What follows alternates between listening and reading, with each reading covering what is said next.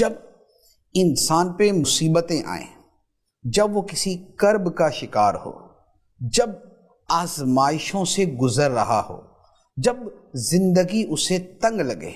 جب یوں محسوس ہو کہ یہ دنیا اپنی وسعت کے باوجود اس پہ تنگ ہوتی جا رہی ہے، اس وقت بھی اللہ تعالیٰ سے اچھا گمان رکھے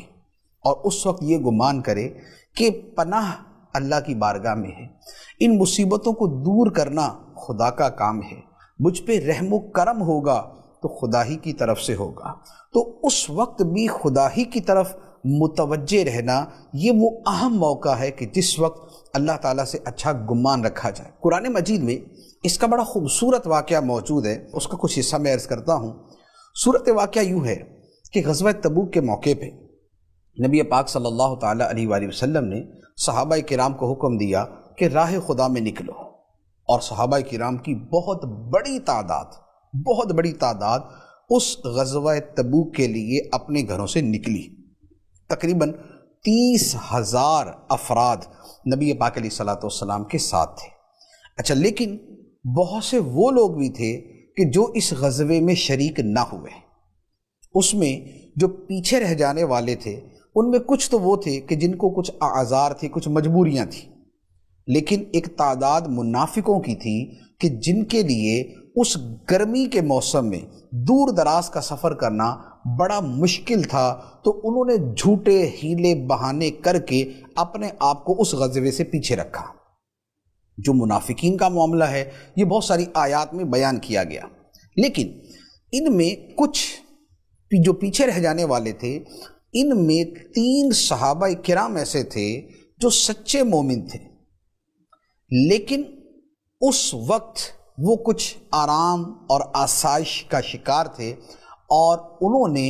غزوہ تبوک میں جانے سے سستی کی۔ جب سستی کی، نبی پاک علیہ الصلوۃ والسلام غزوے سے واپس آئے اور آنے کے بعد جب ان سے پوچھا کہ تم لوگ غزوے میں شریک کیوں نہ ہوئے،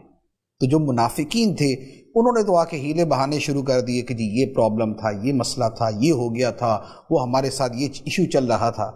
لیکن یہ جو 3 حضرات تھے جو صحابہ کرام تھے، انہوں نے کیا کیا؟ پہلے تو ان کے دل میں خیال آیا کہ یہ بھی جا کے کوئی ادھر ادھر کی بات کرتے ہیں، لیکن پھر دل میں یہ بات ٹھہر گئی کہ نبی پاک علیہ الصلوۃ والسلام کی بارگاہ میں جا کے جھوٹ نہیں بولنا۔ سستی ہوئی ہے تو لہذا جا کے وہی والا عذر بیان کر دیں گے کہ ہم سے یہ کوتاہی ہوئی ہے۔ انہوں نے جا کے نبی پاک علیہ الصلوۃ والسلام سے بیان کر دیا کہ یا رسول اللہ یہ معاملہ ہوا تھا اور ہم سے یہ کوتاہی واقع ہوئی۔ اب اس کے بعد کیا ہوا کہ ان تینوں حضرات کا نبی پاک علیہ الصلوۃ والسلام کے حکم پر بائیکاٹ کر دیا گیا۔ مسلمانوں نے ان سے ملنا جلنا، ان کے پاس بیٹھنا، ان سے گفتگو کرنا ختم کر دیا۔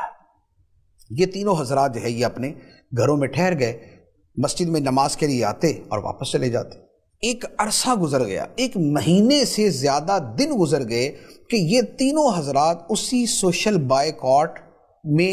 مبتلا تھے کہ کوئی ان سے بات نہیں کرتا تھا، صرف ان کی بیویاں ان کو کھانا دیتی تھی۔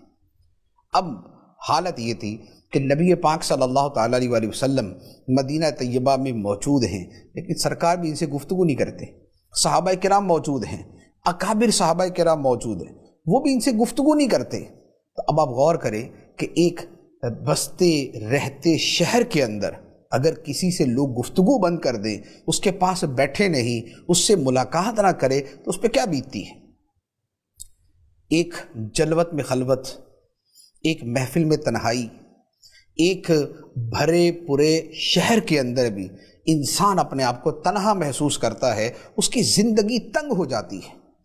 اور اللہ تعالیٰ نے ان حضرات کے بارے میں یہی فرمایا کہ ان کی حالت و کیفیت کیا ہو گئی تھی۔ فرمایا حَتَّى اِذَا ضَاقَتْ عَلَيْهِمُ الْأَرْضُ بِمَا رَحُبَتْ، حتیٰ کہ ان تینوں پر زمین تنگ ہو گئی باوجود اپنی کشادگی کے، یعنی زمین تو کشادہ ہے، لوگ موجود ہیں، شہر چل رہا ہے، لوگوں کی آمد و رفت ہو رہی ہے، زندگی کے معاملات سب جو ہے وہ چل رہے ہیں، لیکن جب ان سے بات نہیں ہو رہی تو فرمایا ضاقت علیہم الارض، زمین ان پر تنگ ہو گئی۔ اب ایسی تنگی اور تکلیف کے وقت میں